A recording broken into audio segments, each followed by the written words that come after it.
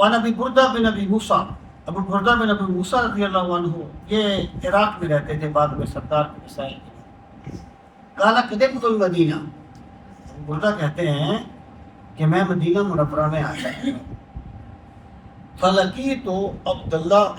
ابن سلام، میں حضرت عبداللہ بن سلام سے ملا، اور اس سے آپ ابن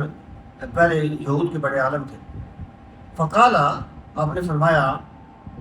انک بارض فیہا الربا فاش،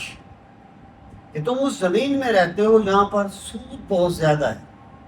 بڑی بات کی بات ہے، لوگوں نے یوں کر دیا ہوگا، سود بہت زیادہ ہے، فَإِذَا كَانَ عَلَى رَجُلٍ حَقٌّ، جب تیرا کسی بندے پر حق ہو،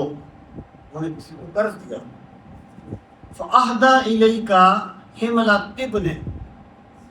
أَوْ حَمْلَ شَعِيرٍ أَوْ حَمْلَ قَطٍ فَلَا تَأْخُذْهُ فَإِنَّهُ رِبَا، جب تو نے کسی کو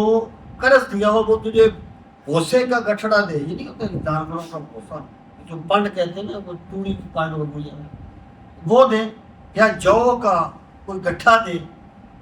یا چارے کا کوئی گٹھا دے، وہ مت لینا، فَإِنَّهُ رِبَا، کیونکہ یہ بھی سود ہے۔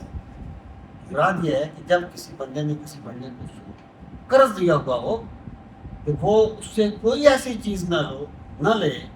جو پہلے ان میں تبادلہ نہیں ہوتا، کیونکہ وہ حقیقت میں سود کے زمرے میں ہی شمار ہوتی ہے۔ اللہ تعالیٰ ہمیں مشتبہات سے بچنے کی